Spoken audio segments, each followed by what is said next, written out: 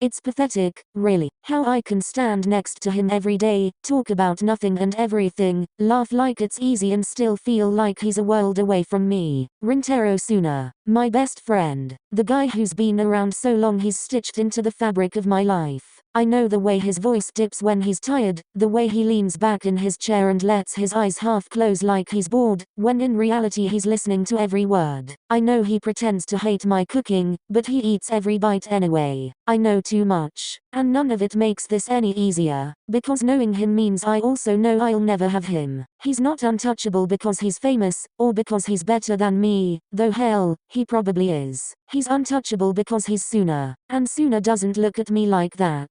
Not in the way I look at him when his back is turned. Not in the way my chest tightens when his arm brushes mine, or when he sits too close, or when his stupid, lazy smirk lingers a little too long. I tell myself I'm fine with being friends. That I'd rather have him this way than not have him at all. But then there are moments that ruin me, like when he comes over after practice, sweat still clinging to his skin, hair messy, shirt sticking to his back.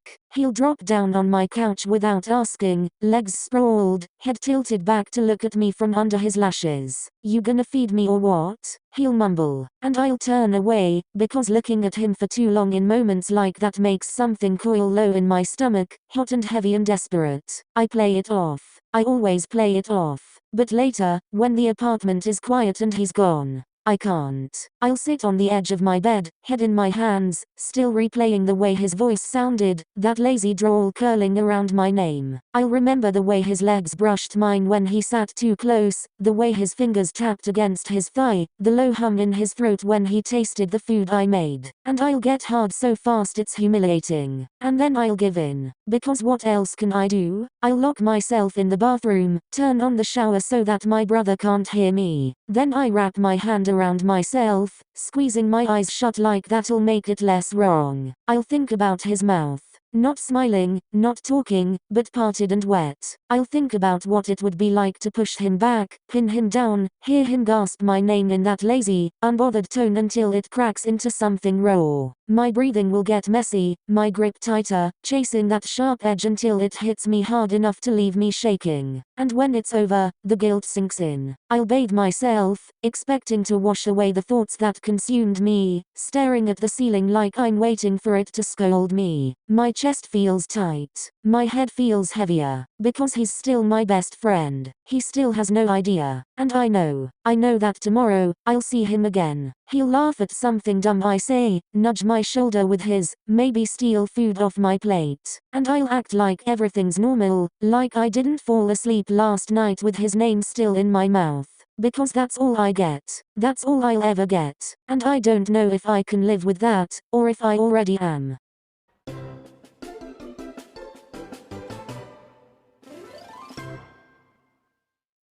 Yawning quietly in his shared bedroom, he looked over to his twin's bed and Atsumu wasn't there. Soon enough he heard the latter from downstairs. "Oh, Samu. Hurry up or I'm eating your breakfast." Like he hasn't already eaten half of it. Mornings at their house are always loud, Osamu was used to it. He walks into the kitchen to find Atsumu leaning over the counter, toast hanging from his mouth, texting with one hand. Our mum is trying to shoo him out of the way so she can get to the stove. Stop standing there like a log and grab the juice. It's all the same every day. Atsumu hogging the attention, mum juggling both of us, Osamu keeping his head down. And normally, he wouldn't care. But this morning, his phone buzzes on the table. "Yo, you walking to school or nah?" Osamu don't even realize he is smiling until Atsumu points it out. "What's with the face? Who's texting ya?" Osamu shoves the phone in his pocket before his brother can see. "None of your business. Full stop." They meet halfway down the street, like always. Suna's got his tie half loose and his hair a little messy, like he rolled out of bed 10 minutes ago. He raises a hand in this lazy wave when he spots the other. "You're late. Didn't feel like rushing." Osamu hates how normal it feels, walking side by side, talking about nothing. Suna tells him about some video he saw last night, and gray-haired boy pretend to listen while his eyes keep drifting to the way Suna's fingers are hooked into the strap of his bag, knuckles pale from the weight. They pass a group of girls from their year, and they all glance at Suna like he's something worth staring at. He doesn't notice, or maybe he doesn't care. Either way, it gets under Osamu's skin. Practice after school is the same as always, sweat, shouts, the sound of the ball hitting the floor. Coach has them running drills until their legs almost give up on them. Suna looks just as tired, hair sticking to his forehead, shirt clinging to his back. At one point, they collide going for the same ball, and Suna laughs, shoving Osamu lightly. Watch it, Samu. You trying to kill me? Maybe, he mutter, hoping the noise of the gym swallows it. When practice ends, they sit on the bench to peel off their knee pads. Suna leans forward, elbows on his knees, and starts talking about dinner plans. Osamu can't focus. His eyes catch on the curve of his neck, the way the veins in his forearms stand out when he unties his shoelaces. It's harmless. Completely harmless. But his head turns it into something it shouldn't be. By the time the twins are home, their mum is already asking them how practice went and telling them to wash up before dinner. Atsumu is quick to tell her everything about it and Osamu is just existing. "I'll go wash first," he said, almost quietly enough to make his mum worry about him, while Atsumu was still screaming about practice. He enters his room and grabs a towel. Suddenly his phone buzzes again. "I just remembered, we got that project due to tomorrow. Suna, I'll come over so we can finish it." Osamu's stomach drops, not because he doesn't want him there, but because he does. Too much. Osamu shut the bathroom door behind him, locking it out of habit. The quiet felt heavier here, muffling the sound of Atsumu yelling downstairs. He turned on the shower, steam quickly filling the small space, and stripped out of his clothes. The water was hot, almost scalding, when he stepped under it. He pressed his palms against the tiled wall, letting it run over his head, down his neck, across the tight pull of muscles in his back and shoulders. But it didn't wash away the image in his mind. Suna's lazy smirk. The way his hair stuck to his forehead after practice. The sliver of skin that had shown when he'd stretched out earlier that day. Osamu cursed under his breath, reaching for his thing before he could think twice. His grip was firm, practiced, but his mind was anywhere but here. He imagined Suna's hand instead, slower, teasing, just to get under his skin. He pictured Suna's voice, that low, unbothered tone curling around his name, only this time rougher, needier. The water pounded against his skin, his breathing quickening with each stroke. His forehead rested against the cool tile as his movements turned frantic, chasing something he couldn't have outside this locked bathroom. It hit him hard, sudden and messy. His jaw clenched, a low groan slipping out before he could stop it. The release left him dizzy for a moment, hand braced against the wall to keep steady. When he finally let the water wash everything away, he felt no lighter. The weight in his chest stayed the same. Osamu stepped out of the bathroom, hair damp and clinging to his forehead. He towel dried it quickly, trying to shake off the lingering heat in his body, except it wasn't from the shower anymore, it was from the fact that no matter how much he tried to empty his head, Suna's face, voice,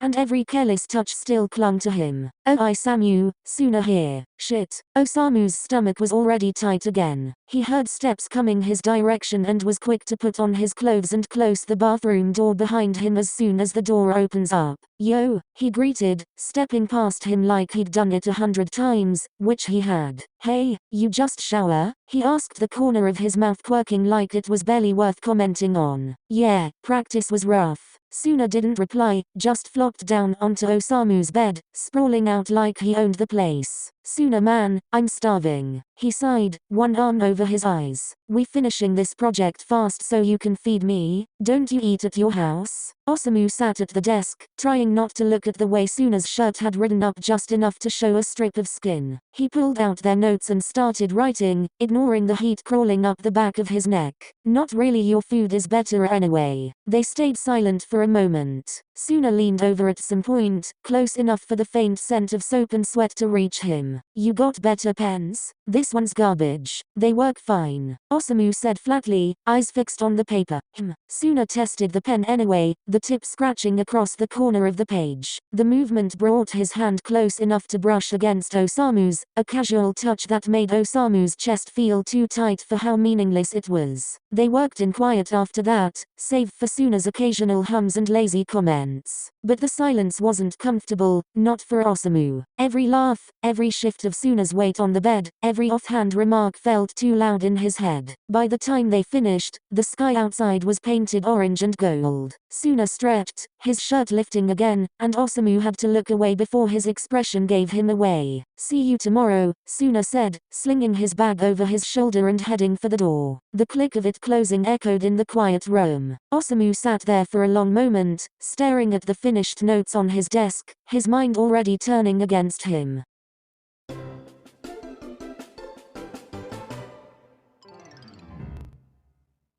Edge of his bed long after Suna left, elbows on his knees, head bowed. The orange glow from the setting sun had faded to deep blue, and the quiet of the house felt suffocating. It had been days, maybe weeks, of this cycle, Suna showing up, being himself, and Osamu swallowing down every reaction until he felt sick. He couldn't keep it up. His chest felt tight, his thoughts heavy and loud. The problem wasn't just that Suna was his best friend. It was that there was no one he could tell without it changing everything. No one except. No.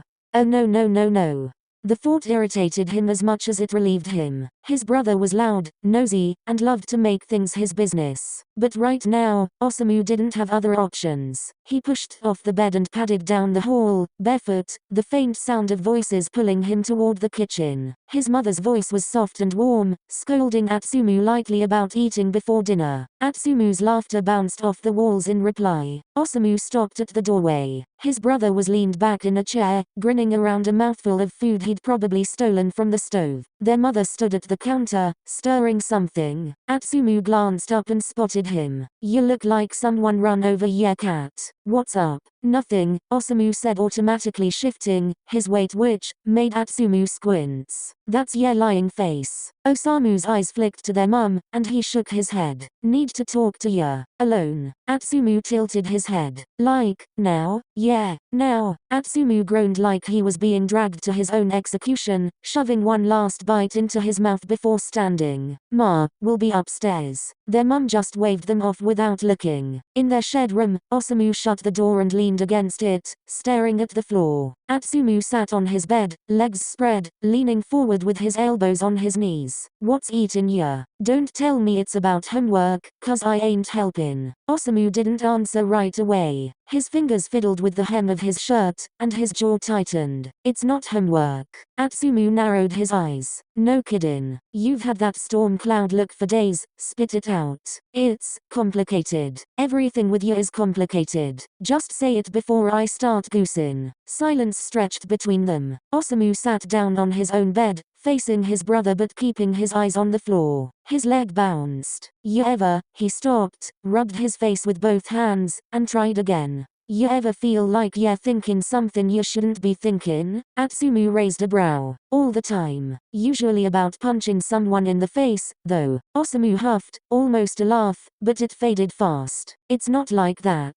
Then what's it like? Another pause. Osamu could feel the heat rising in his ears. It's about Suna. That got Atsumu's full attention. He sat up straighter. Oh, what did he do? You two fight or something? Osamu shook his head. No, he didn't do anything. That's the problem. Atsumu frowned, confused. You're losing me here, Samu. Osamu finally looked up, meeting his brother's eyes for half a second before glancing away again. I can't stop thinking about him. Not like a friend. And he broke off, dragging a hand through his hair in frustration. It's messin' with my head. I don't know what to do with it. The room was quiet for a beat, then Atsumu let out a low whistle. Oh, so that's what's been crawling up your ass lately. Osamu's glare could have cut glass. You think this is funny? No, just, wow, didn't see that coming. Atsumu leaned back on his hands. Look, I'm not gonna sit here and pretend I've got the magic answer. But you can't keep bottling it up like this, you're gonna explode. Feels like I already am, Osamu muttered. Atsumu studied him for a moment before smirking, just a little. Alright. I might know some people you can talk to, people who won't run their mouth to Suna unless you want them to. Could help you figure this out.